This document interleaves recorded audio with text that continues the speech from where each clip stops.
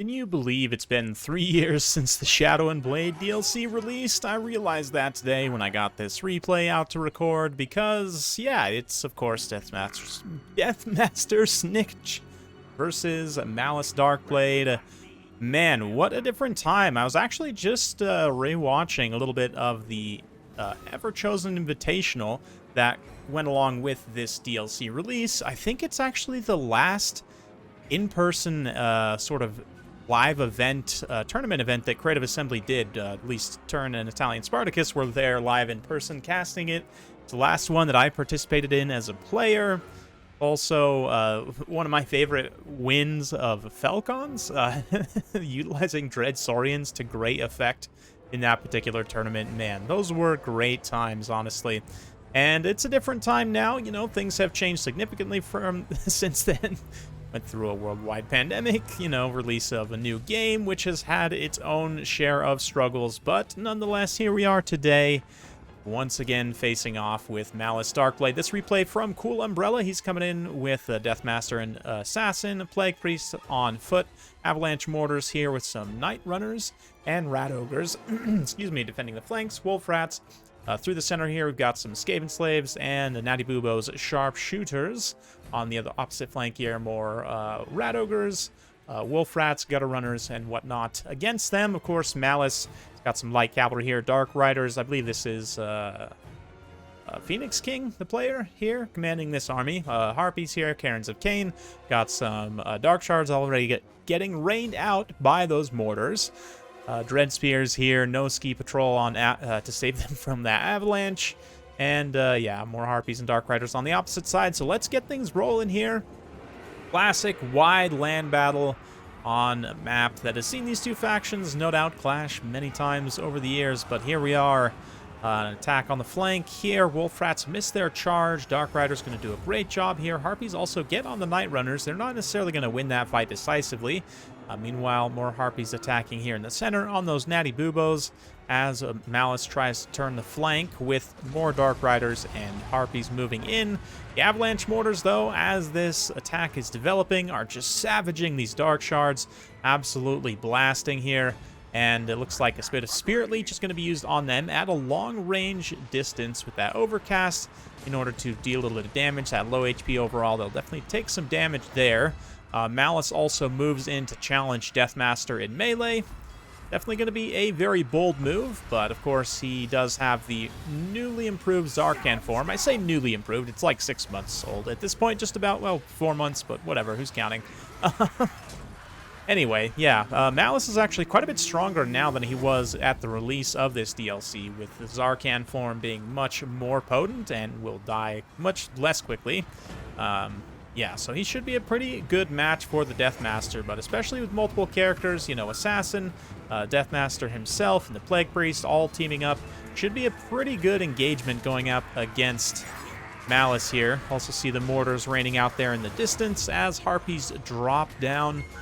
Try and challenge them. Nope, the Harpies are getting routed off. In fact, the Gutter Runners are great protection against Harpies, so I really like them kind of being utilized in tandem with the mortars here. I've got some summons coming out here as well. Rat Ogres, though, getting charged by Dark Riders with Dread Spears. It's going to be an uncomfortable situation.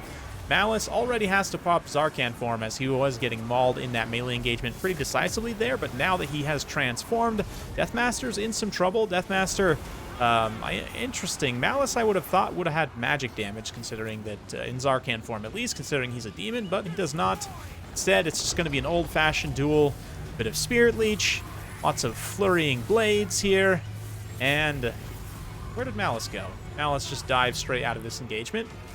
Somewhere, yep, over towards the Plague Priest, which is just fine. The Assassin and Deathmaster here are both feeling the pain a little bit, but we'll see if the Skaven do lose them. Obviously, they're going to have some serious leadership issues, but taking a look at the rest of the battlefield here, Wolf Rats and other Skaven mobile units done a great job kind of pressuring what's left of the ranged troops of the Dark Elves here, while the Skaven's backline's looking pretty good, but of course Zarkan is a huge problem to deal with. The Natty Boobo's Sharpshooters have mostly been taken down, so got a handful of more unit models online and can help whittle away at Zarkan. But beautiful shots from the Avalanche Mortar landing in tandem with a nice Plague Breath there. Pestilent Breath, I believe it's called. I actually forget. But the Plague Priest certainly has been forgetting the name. Zarkan, as he gets pummeled into the dirt here. Zarkan moving up and around for another charge. All pink and glowing and Slanesh-like. He is a Slanesh demon, right? I believe? I don't know. I just assume. That's me assuming wrong things about the Dark Elves, even though they're probably the right wrong things, if you know what I mean. Anyway... Avalanche Mortars here, raining some more death and destruction all over wherever they can. Even with that much HP loss, still, majority of their unit models still online, 11 out of 12, so they're flatting at more or less full strength, or shooting at full strength, I should say. Deathmaster, once again, going for a risky dive. This time, as his support starts to evaporate, he is going to find himself outclassed by Zarkan.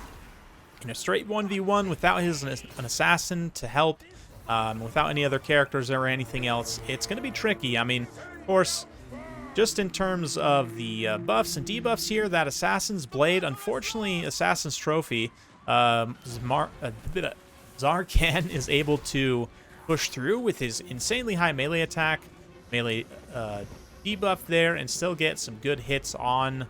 Oh, actually, yeah, finishes off Deathmaster there. So that is a very unfortunate situation for the Skaven, going to cause potentially cascading leadership effects, although I will say right now the Skaven are very far ahead on the balance of power.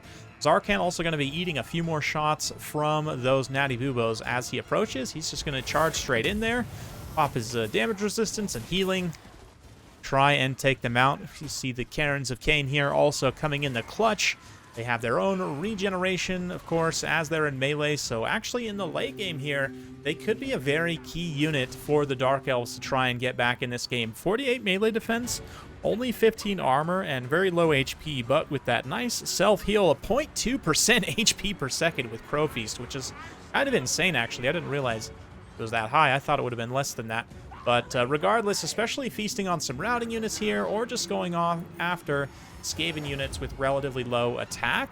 Like, obviously, these weapons teams won't be able to really challenge the Karens in melee. Even the Gutter Runners here with 27 melee attack are still going to struggle to make consistent contact in melee against the Karens there. So, will be a good situation for the Dark Elves to try and take it back. Zarkan himself, of course, also gets that Reaper of Souls. Some healing on himself, some damage in an AoE. Got Rat Ogres coming back from wherever they were. Journey to the edge of space here. Chasing off those ranged troops, no doubt. Now moving in once again. Zarkan popping those pink flames. Rat Ogre is going to try their best. Unfortunately, they're in a little bit of a column formation, so they don't get that great of a surround. Maybe only like 3 or 4 unit models are in contact, when ideally they should have maybe 4 or 5. Maybe 6, up to 6. I don't know. I'd have to actually look at the footprint and see, but... the Harpies and Karens also doing a great job just pressuring these low leadership Skaven units. Again, the loss of Deathmaster has proven to be pretty decisive. A lot of these units, which otherwise might continue fighting, like these Gutter Runners here, instead are just getting chased around and bullies. It looks like the Mortars did come back momentarily, despite the Harpies chasing them down. Zarkan's also just about at his healing cap, so that's kind of insane, actually, when you think about that. If you take... regular Malice plus Zarkan plus the healing cap of both, potentially, you can have an insane amount of HP to tank with as the Dark Elves with this Lord. So definitely a force to be reckoned with, certainly more so than in prior patches in Warhammer 2 when his mechanic was just that he would die. Yeah, good times. Like I said, good times, wild times. I will say, back to my reminiscing about those good times, I want to say that Ever-Chosen was, again, primarily won by Falcon using, like, large, very strong single-entity monsters like Star Dragons and Dreadsaurians. I believe there was, like, a bug related to XP gained in battle, where units would get, like, a much greater effect than intended from experience chevrons gained in battles. So, like, you had a situation where Star Dragons would get insane stats, same with like the Dreadsaurian. If you could even get like 3 chevrons, then the unit would become almost unkillable. And I do remember that being a factor in that tournament. Of course, many players were aware of it. It was being used by a lot of players in that tournament, so it's not like it's some evil cheese strat or something. But it was just, it's a good time. And I do miss those days in some ways. Certainly I'm appreciative of what we have now with, you know, all these new factions, new game, domination game mode. I do think it's unfortunate that sort of an unintended consequence of that is that a lot of players have either left or the community's been split to a degree. Yeah, I'm not sure I have a good opinion to say about that right now. But regardless, still, it's been quite the journey with you all. Thank you all for being here, and we're going to keep it going. I've recently had a little bit of a break from the channel. I've been uploading a little bit less consistently, maybe every other day for the past month and a half or so. And I should be getting back to an everyday schedule here next week or so, maybe even the next couple days. We'll see. I've mostly finished up my real-life work. That is sort of the busy season this year, this time of year, typically. So all of that's done. Got some other stuff kind of worked out where I can, you know, start to put a little bit more time and energy back into my channel. Motivation is coming back a little bit as well. I'm working on some sort of other content. I mean, it's Total War Warhammer related, but it's not explicitly multiplayer battles, you know, casted. It's more of some more edited type content, but that should be coming, I don't know, maybe within the next couple weeks. Depends. Might be pushed into January if I get busy. But regardless, the Karens have been making their journey this whole time, just chasing, routing Skaven units around the field, and their regeneration and, you know, combat prowess in this late game, combined with staunch leadership of the Dark Elf Spearmen here, actually ends up winning out the battle. The Skaven just can't hang with their leadership, and a wild swing all the way back in the other direction results in a win for Phoenix Kings. So, very impressive performance. Love to see some classic Shadow and Blade action, and hopefully you all enjoyed this as well. A little bit of a trip down memory lane for me, but in general, definitely a replay I enjoyed. Got to see some excellent Avalanche Mortar action. Deathmaster making multiple attempts on Zarkan's life, but ultimately, I mean, I guess technically he succeeded because Zarkan did die at the end. I don't know, hard to say. Skaven ended up losing the battle, though. Rat Ogre's a little bit of a mixed bag. Rat Ogre's leadership is definitely something to be aware of, and while I do like this leadership setup to a degree, the Assassin's okay. Probably, I think the Packmaster is a little bit better right now, just because you can use him to support those Rat Ogres, and in my experience, a healing Rat Ogre blob is pretty good. That percentage-based heal, I don't know, I'd have to actually math it out to see if it's more effective, but it feels more effective, certainly, on units like Rat Ogres. So definitely something to be aware of. The Wolf Rats do a great job generally in a mobile situation, too, and then the Gutter Runners and the Night Runners, too. A little bit in theme with the build here, also perform reasonably well against the Dark Elves. Zarkan, though, just such a force of nature. Absolutely scary. And, yeah, manages to get some pretty insane value there. I think it actually does properly track the Zarkan value now, so that's nice to see. Yeah, the Harpies also clutching out in the late game. Cairns of Cain in particular, that healing just helps them kind of sustain through some situations. Although, certainly if they're going to eat a charge by, like, a unit of Knights, they will still die. But there you go. Dark Riders doing a great job generally in this matchup. Love them. One of the best light cavalries in the game, in my opinion, for the cost especially. But there you go. Hopefully you guys enjoyed watching this. If you do like this sort of content, be sure to like, subscribe, hit that bell notification button. Every time I upload a new video, you'll be notified. Thanks again. We'll see you next time.